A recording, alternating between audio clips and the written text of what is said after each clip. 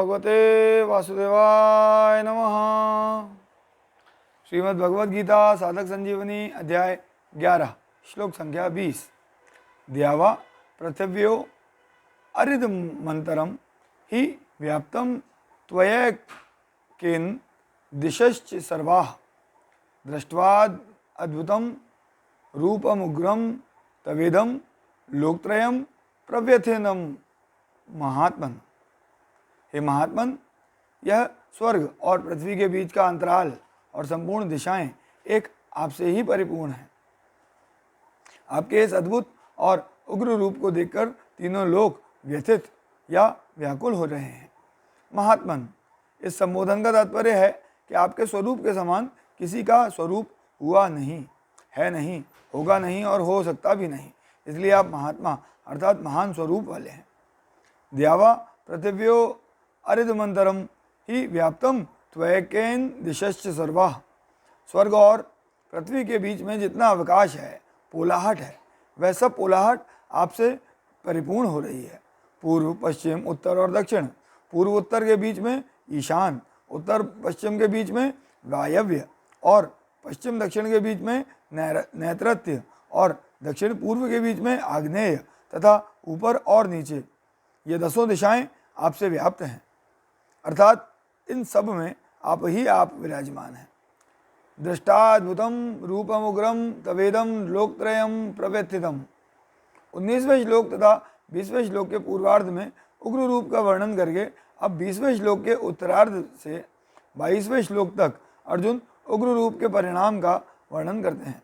आपके इस अद्भुत, विलक्षण, अलौकिक, आश्चर्यजनक, महान, दैदीप्यमान और भयंकर उग्र रूप को देखकर स्वर्ग, मृत्यु और पाताल लोक में रहने वाले सभी प्राणी व्यथित हो रहे हैं, भयभीत हो रहे हैं।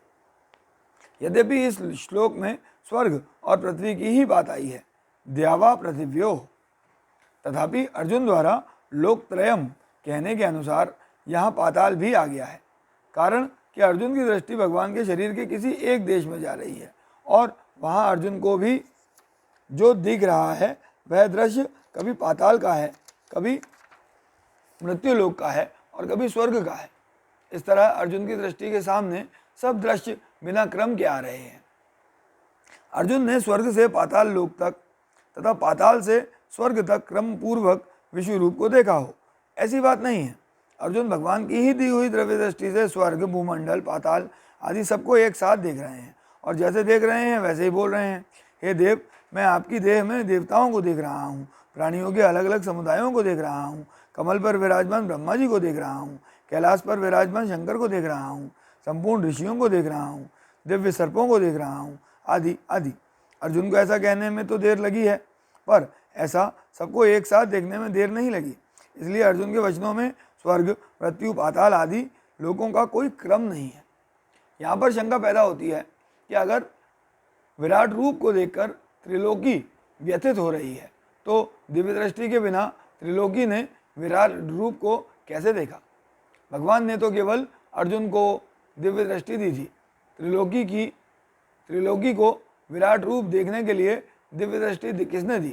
कारण कि प्राकृत चर्म चक्षुओं से यह विराट रूप नहीं देखा जा सकता, जबकि विश्वमिदं तपन्तम और लोकत्रयम प्रव्यथितम पदों से विराट रूप को देखकर त्रिलोकी के संतप्त और व्यथित होने की बात अर्जुन ने कही है। इसका समाधान यह है कि संतप्त और व्यथित होने वाली त्रिलोकी भी इस विराट रूप के अंतर्गत ही है, अर्थात विराट रूप का ही अंग है। संजय ने और भगवान ने विराट रूप को एक देश में देखने की बात एक स्तंभ कही, पर अर्जुन ने एक देश में देखने की बात नहीं कही। कारण कि विराट रूप देखते हुए भगवान के शरीर की तरफ अर्जुन का ख्याल ही नहीं गया, उनकी दृष्टि केवल विराट रूप की तरफ ही बह गई। जब सारथी रूप भगवान के शरीर की तरफ भी अर्जुन की दृष्टि नहीं गई, तब संतप्त और व्यथित होने वाले इस लौकिक संसार की तरफ अर्जुन की दृष्टि कैसे जा सकती है? इससे सिद्ध होता है कि संतप्त होने वाला और संतप्त करने वाला तथा व्यथित होने वाला और व्यथित करने वाला, ये चारों उस विराट रूप के ही अंग हैं। अर्जुन को ऐसा दिख रहा है कि त्रिलोकी विराट रूप को देखकर व्यथित, भयभीत हो रही है, पर वास्तव में विराट रूप के अंतर्गत भयानक सिंह, व्याघ्र, सांप आदि जंतुओं को और मृत्यु को देखकर त्रिलोकी भयभीत हो रही है। मार्मिक बात, देखने, सुनने और समझने में आने वाला संपूर्ण संसार भगवान के दिव्य विराट रूप का ही एक छोटा सा अंग है। संसार में जो जड़ता, परिवर्तनशीलता, अदिव्यता दिखती है, वह वस्तुतः दिव्य विराट रूप की ही एक झलक है, एक लीला है। विराट रूप की जो दिव्यता है, उसकी जो स्वतंत्र सत्ता है, पर संसार की जो अदिव्यता है, उसकी स्वतंत्र सत्ता नहीं है। अर्जुन को तो दिव्य दृष्टि से भगवान का विराट रूप दिखा, पर भक्तों को भाव दृष्टि से यह संसार भगवत स्वरूप दिखता है। वासुदेवः सर्वम। तात्पर्य है कि जैसे बचपन में बालक का कंकड़ पत्थरों में जो भाव रहता है, वैसा ही भाव बड़े होने पर नहीं रहता। बड़े होने पर कंकड़ पत्थर उसे आकर्षित नहीं करते। ऐसे ही भोग दृष्टि रहने पर संसार में जो भाव रहता है, वह भाव भोग दृष्टि के मिटने पर नहीं रहता। जिनकी भोग दृष्टि होती है, उनको तो संसार सत्य दिखता है, पर जिनकी भोग दृष्टि नहीं है, ऐसे महापुरुषों को संसार भगवत स्वरूप ही दिखता है।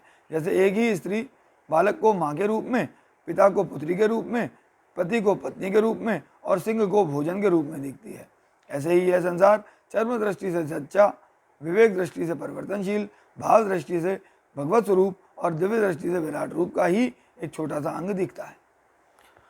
ओम नमो भगवते वासुदेवाय नमः।